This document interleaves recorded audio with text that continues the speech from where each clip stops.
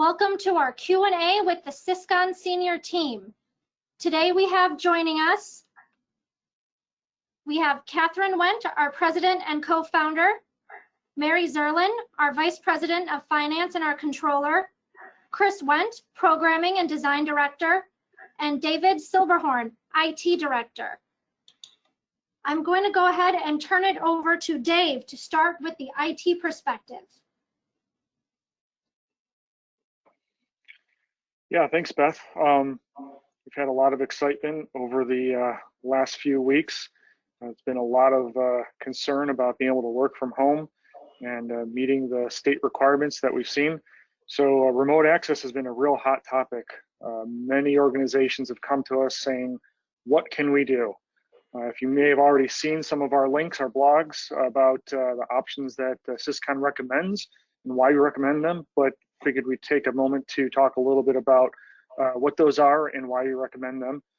First off, many customers that we work with use remote desktop to log into a Sage instance inside the Syscon cloud. And that path is actually quite secure. We have a number of things in place. We have intrusion detection systems that prevent or notify and prevent that someone is trying to get into your system that has failed the attempt and is not authorized. We have multiple layers of security, and also we have backups for all of our systems that are running to make sure that if we did have any problems, we can easily recover any missing data or whatnot. So those are some of the things that are big highlights for the remote desktop environment that we have in the Syscon cloud. In addition to that, we also have the option of using a tool that we've had a great partnership with SolarWinds. SolarWinds provides remote management and monitoring for us, and that tool is N-Central, which leverages another tool that allows us to take control of machines that are currently managed and help support you. But at the same time, we can also turn that around and offer that as an option for users to log in from home without exposing their computer to your network, making sure that there's no issues with virus protection or any kind of back-end things that might be going on. So that helps protect your network because that computer doesn't have access into your network, just the screenshots of the things that are going on the desktop and the keystrokes and mouse clicks. So that's definitely a huge tool that a number of customers have already taken advantage of. And that particular tool, we're waiving the setup fees and just $9.95 a month for access to that. And then the third tool that we've been highlighting is using Ssl Vpn to enable users to connect in to the network without exposing, again, their home computer, which may or may not be in good shape, may or may not have virus protection and other security mechanisms that are appropriate. And through that Ssl VPN, a user would log into a web page and they would click on the link to connect to their desktop that's sitting at the office. So that's a great option. We are waiving the setup fee for that, and that we just have to purchase the licensing for that initial setup. And that's about, I think it's $50 per user as a one-time cost, which is a little different than the take control model. So those are a couple of things that were big highlights around the remote access. We were talking a little bit earlier, and a couple of other highlights in the IT world that have been real big concern points have been around spam. So getting junk mail that's requesting for your private information. Just as a general rule of thumb, if you don't expect the email and they're asking for private information, you probably should not click on it. And if you're not sure, you're better off deleting it, calling that company, calling the bank, calling whoever is sending you that request, and making sure it was legitimate, and they'd be happy to resend it. And then the other big item that is coming up more with working from home is a number of people still need to be able to send information to each other, get information to each other. And oftentimes you might print out a form that has social security numbers or credit card numbers or things along those lines. And sending those through email in and of itself is not secure. There are mechanisms within email. AppRiver is a partner that we use, have options to encrypt the email to ensure that it stays safe regardless of where it's going or where it's coming from, so that your information or your customer's information or your employee's information does not get out there on the public web and become used in some sort of identity theft. So those are a couple of highlights that we talked about. Wanted to make sure that everyone in the community is aware of, and some things that were hot topics for us. So. All right, that sounds great, David. Thank you so much. And as a reminder to our viewers, please feel free to type all your questions into the chat window as we're going so that we can see your questions. And now I'm going to go ahead and turn things over to Chris. Chris? Sorry, I was still muted. Thanks, Beth. We've been hearing all sorts of, concerns about everything's going down, everything is shut down and all that.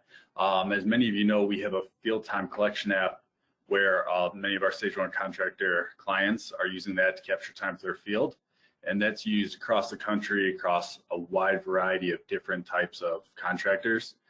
And we're able to get some great analytics from that for kind of just very general usage. Obviously, construction is a flexible, workload as is, but just from a very general standpoint, we've been seeing about a 14% drop in hours from the middle of March before this craziness really hit, and around a 9 to 10% drop in the number of employees with hours.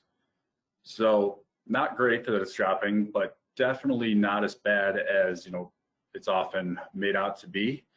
Some people are in better shape, some people are in worse, for sure, but it has been around a 40% drop in hours and around a 9 or 10% drop in the number of employees from our snapshot that we have access to. Also on the Sage kind of hours related thing, there have been quite a few questions coming in about tracking the hours under the new policies for the sick leave and all of those things. Sage has, there's been some conflicting reports on how to do it, and Sage has, Kathy did a video on some recommendations the other day. Sage came out on the 6th, so 2 days ago, with some official recommendations. And they also, in addition to that, have a report that they want you to install to have access to view it in the way you need to. So this report, we grabbed it right as soon as it came out, took a look at it. It's actually not really an install, it's just a file that you have to save in a certain place. The one tricky thing about it is you do have to save it in that place for any user that needs access to it. So if you have 3 different payroll admins and they all want access to it, you'd want to save it on each of their computers where they're accessing Sage. In our hosted environment, for those clients where they're running Sage in our Syscon cloud, that is actually already ready and available for all users, for all companies. So if you are hosted with us, thanks, Kathy. If you are hosted with us, that is up there, and it is the 5282 report. I'll put in the chat. I gotta look up that number again, but it'll be in there as a report that you can view whenever.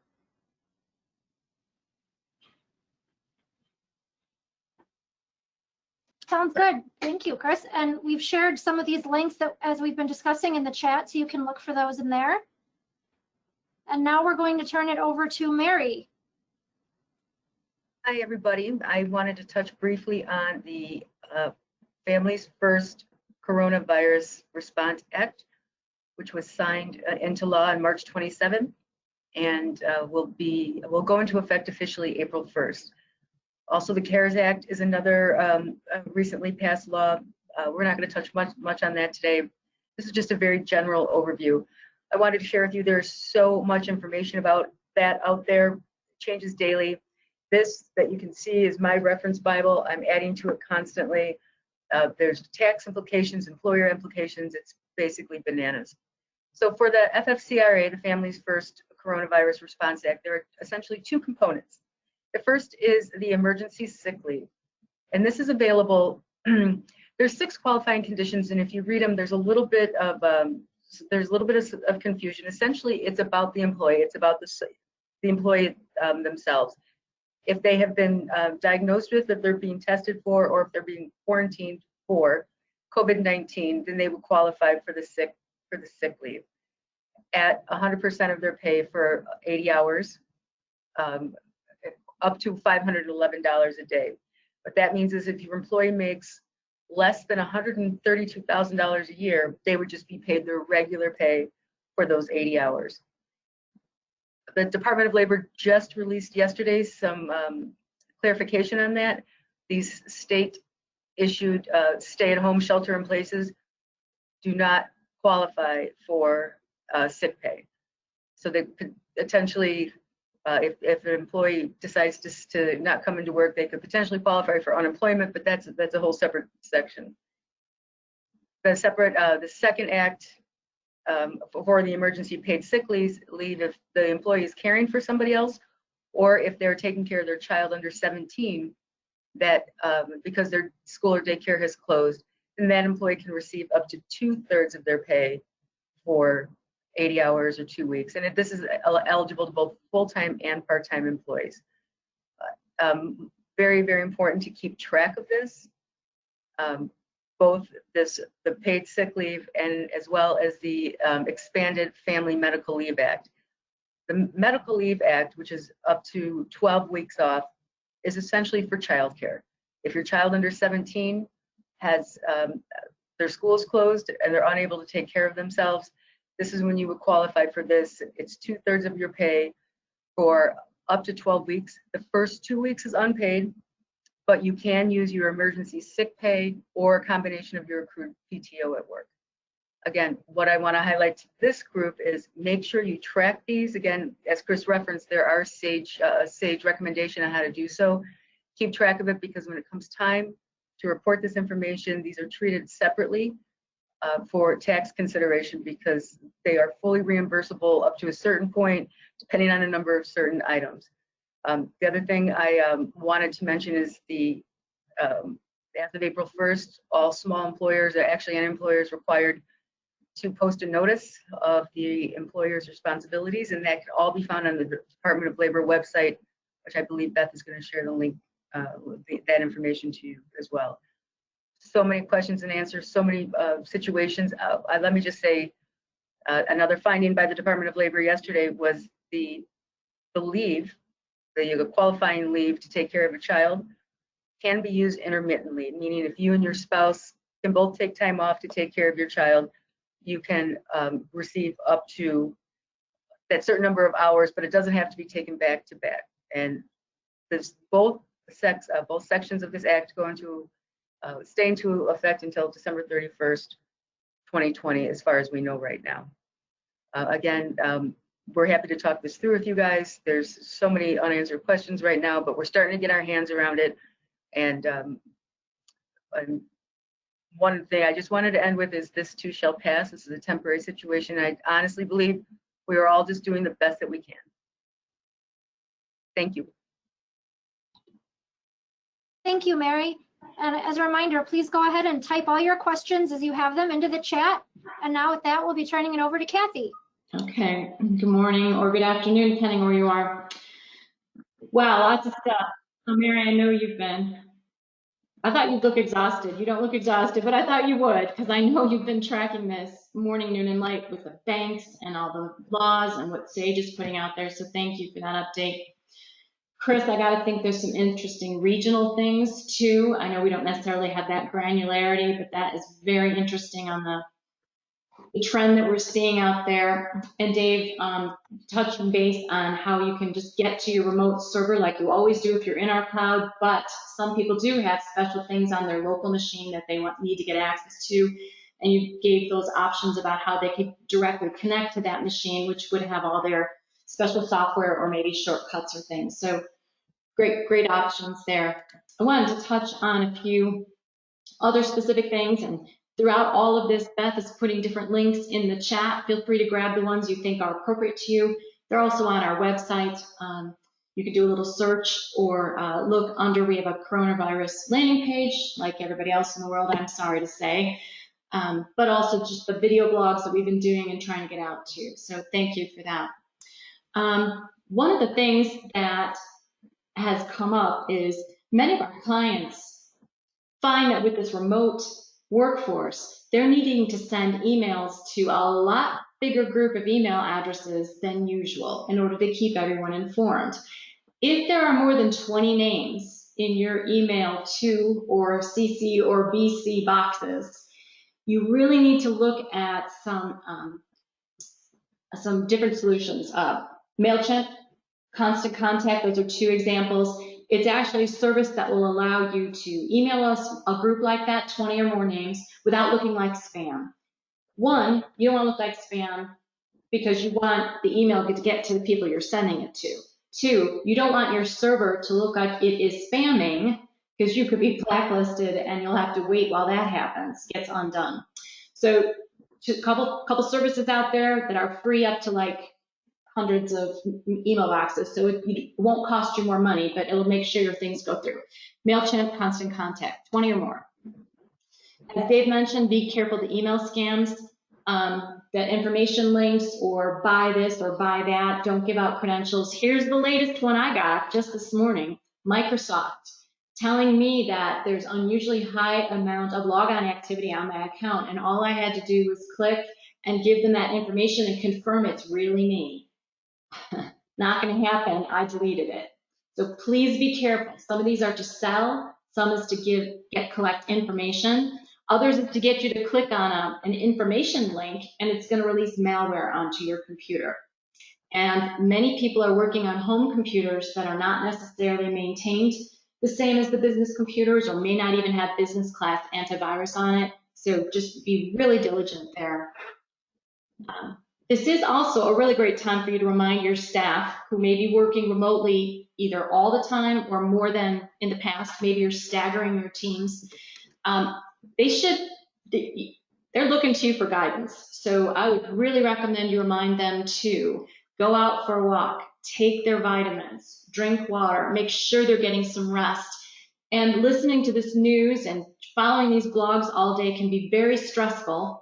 So really they need to step away from this,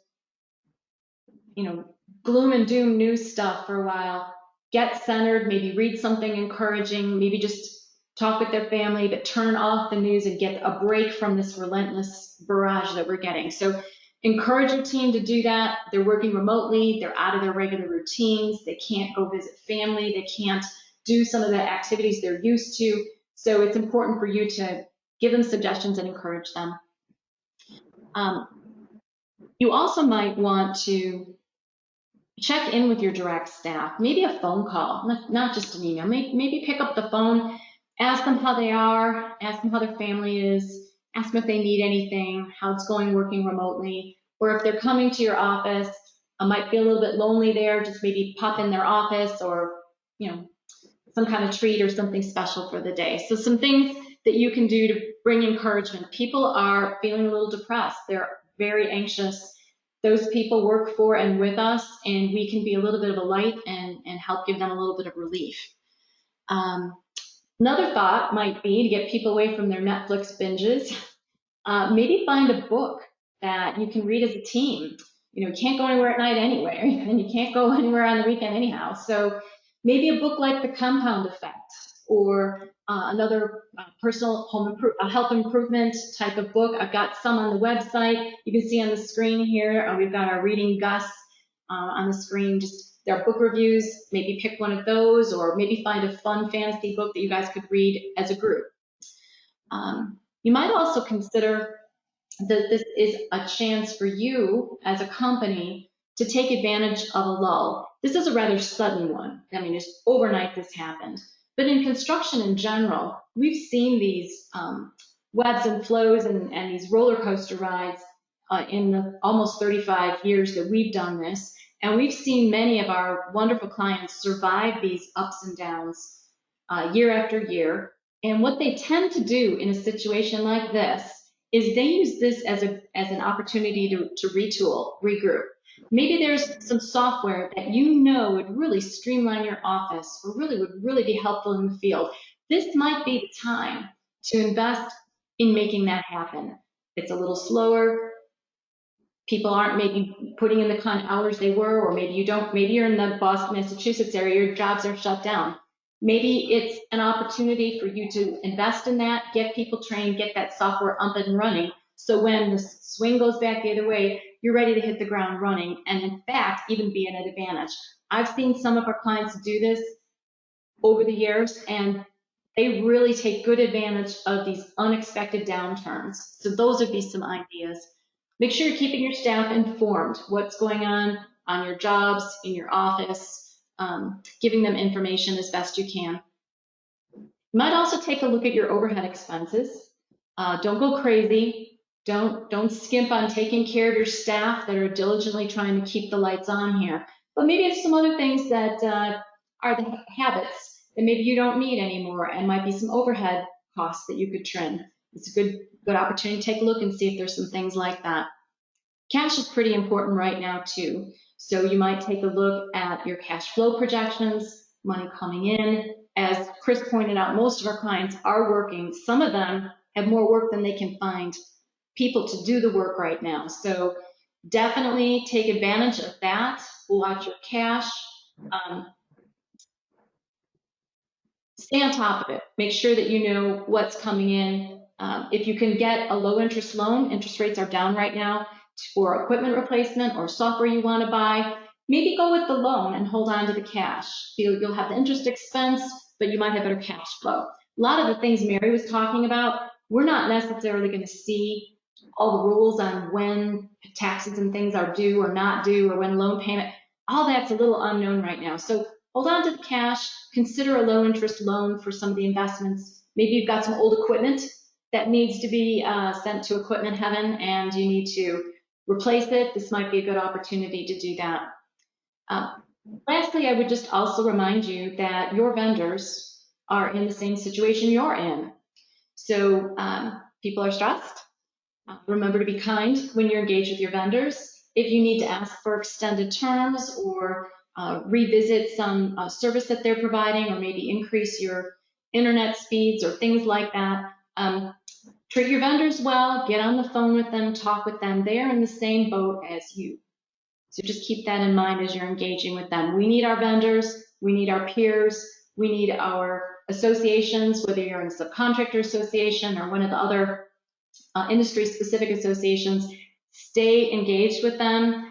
Their events are down, but many of them are doing webinars or other informational updates. I've been watching some of the unions sending out some of the updates to keep people informed. So stay engaged with those organizations. Turn off that goofy news, the doom and gloom. Stay engaged with your organization so you know what's happening in your industry. Just to piggyback on one other thing David mentioned is we do offer dark web monitoring. A number of our clients take advantage of that, especially now that you've got employees working on home computers. And we know that many of them use the same password on multiple sites. So if they're not being as careful as maybe you tend to be in your office, it is possible their passwords could be compromised. Perhaps they got tricked. That's social engineering, it happens. You might want to consider a dark web monitoring service. We've got that if you're interested, and it would be a way to keep tabs on whether any of those email addresses have been exposed. I guess lastly, I would say take care of yourself. If you're in a position where you have people reporting to you, or perhaps you're the owner, or you are in a position of leadership at your organization, you can't give out of an empty bucket. So make sure that with all this rigmarole going on, you're taking care of yourself, you're choosing good foods, drinking water, taking your vitamins, getting some rest, taking a break from this so that you can mentally be prepared to be there for your people. So those would be some of my thoughts on that. So with that, thank you to everybody for participating with your updates, but we'd love to turn it over to any questions that might be coming in. So Beth, if you wanted to take a moment and look and see if we have any questions that have come in through the chat, we'd be happy to address them. Thank you, Kathy. Yes, we do have some questions coming in, and folks, please do feel free to keep those coming. We'll start with one for Mary. Mary, for the sick leave and family medical leave, how do we recoup the cost with using AA tricks? That's Atrix, I'm assuming. Atrix, yes. Sorry. So the newly designed 941 or Form 7200, which is the form that you'll use to claim your credit in advance of these payments, has not been decided on yet. Keep in mind, this FFCRA went into effect April 1st, so this won't impact the first quarter returns at all, but it may impact the second quarter returns. So you'll have to stay tuned to see what we find out about that. Let me just say this.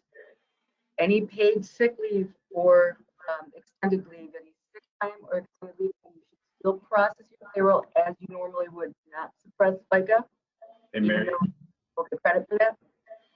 I'm sorry to interrupt you. I think we're all having a little hard time hearing you on this.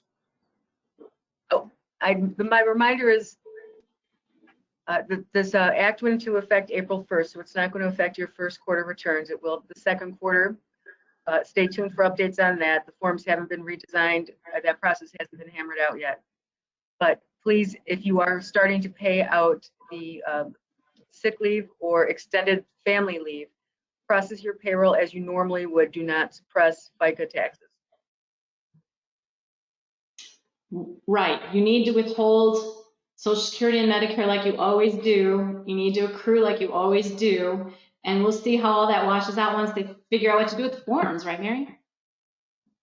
Yes, you can. You'll be able to take a credit for almost 100% of the sick time, sick paid leave, and sick leave that you paid out.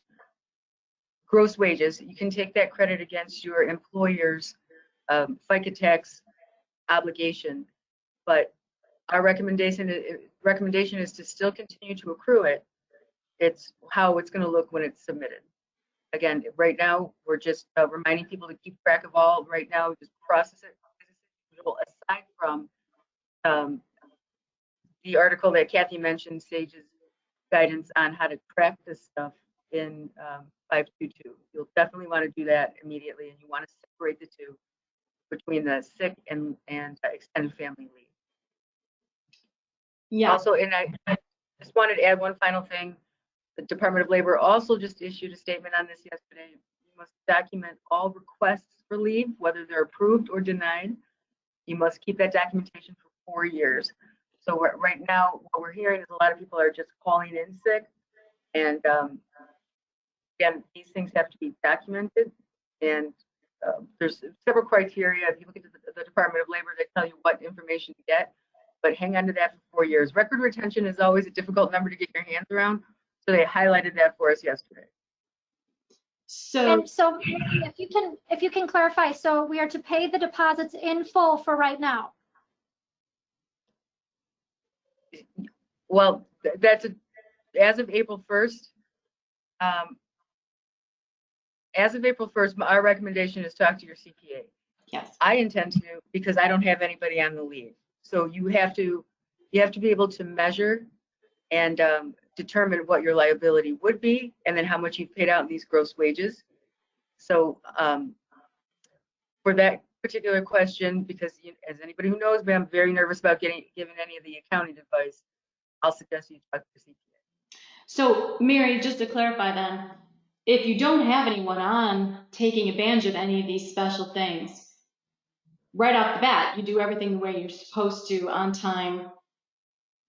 Not necessarily, because now we're into the CARES Act portion of this, which is with the employee retention credits and the deferral of payroll taxes. This ties into the payroll protection loans and whether or not you take advantage of that. So there's so many different offshoots of this. So for the accounting side and the tax compliance, again, I will defer to the professionals. Okay, but we should be withholding from our employees and accruing our employer portion of all of those things. And then we should be checking with our CPA and following up on what's going to be due when. And if we have people being paid under any of these leaves, we have further opportunities to delay payments. And this whole credit thing back, we don't know if that's going to be a credit on a tax return, a credit on a payroll return, a check. I mean, we don't even know what that's going to look like, right? Well, yeah, so the amount that you're paying out in sick leave is not is not necessarily a deferral of your payroll taxes. You get 100% credit for that. See, I say 100%. 100% is not the case in every instance that we talked about earlier. But that's a true credit. So essentially, if you look at the spirit of the act, what the government is saying is this: the employers should be held harmless for this. Essentially, one of the other things, again, that was issued yesterday was employees cannot sue the employers for not paying them, but the Department of Labor can come after employers individually because from their perspective, we're not asking you to do anything above and beyond the administrative side of this. So again, I know we're getting into the weeds a little bit here, but Okay, so it's complicated, get with your CPA, and make sure that you're not taking phone calls that someone's sick and they're expecting to get paid. They need documentation to show they would qualify for these plans. yes, and the shelter in place, we're under with Governor Pritzker right now, it's not a qualifying event for sick leave. Got it. Okay. Mary, we have another one for you. I understand triple capital P, PPP, is not compatible with deferring federal tax payments. Do you know if PPP is compatible with reimbursements for the COVID-19 sick leave payments? I haven't seen a correlation between those two, but as of today, it's unclear. Sorry, again, I'm sorry for the, so the PPP is the Payroll Protection Program, which is the small business loan that offers up to 2.5 times your your average monthly salary. Again, we're in a really sticky kind of a gray accounting area here. Well, even the banks are struggling. They were supposed to be able to accept applications, I think, at Friday. Half of them didn't have what they needed. They moved it to Monday. They've been struggling all week, haven't they, the banks? Yeah, and I completely understand that. They had to turn on a dime. I get it. A lot of the banks are saying you have to have been a qualified lender with them before, not just have a business banking account. But again, I think you can hear the overall theme is I won't give tax advice here. Right, exactly. Okay. What else you got, Beth? I'm not showing any other questions at the moment, so this is please consider this a last call for questions to our guests. And while we're waiting for those questions to come in, if we have any last minute questions, I'd like to remind you all that we are having our next scheduled webinar. Our union pay group webinar is coming up on May 14th at 1 p.m. Central Time. So I'll go ahead and put a link for you to register that in the chat. And Beth, I found an interesting quote on a Sage huddle that I was on today. I wanted to share it with you. This is from Jean Meister, Forbes, dated March 31st. It says this: the COVID-19 coronavirus is becoming the accelerator for one of the greatest workplace transformations of our lifetime. How we work, exercise, shop, learn, communicate, and of course, where we work will be changed forever. And I'm reminded of, way back when for the Tylenol scare that changed how all things were packaged. September 11th changed how we travel. It changed security. It changed a lot of things in our world. And it's very, very possible that this will also change a great deal of how we work, shop, exercise, and do other things with our families. So I don't know that we should be expecting everything to bounce back to normal. I think there'll be a new normal, and we're all going to be figuring it out together. And we, having done computers and construction for just about 35 years now, we're here to help with whatever that needs to look like as time moves forward. Any final things, Beth? It doesn't look like we have any other questions that have come in. Okay. Well, I want to thank Dave, Chris, and Mary for preparing some of this stuff here. And Beth, thank you for putting those links in the chat and helping keep us organized and on track here. We do wish all of you well, and if you do need anything, please call the main number, or you can email customer support at syscon-inc.com, and we'll dial that stuff in. If you have info for us, we'd love to have you share too. So if you learn something new, feel free to share it. We're open for information flowing the other way too. All right, thank you all very much. Stay safe. Have a great rest of your week. Thank you. Thanks, everybody.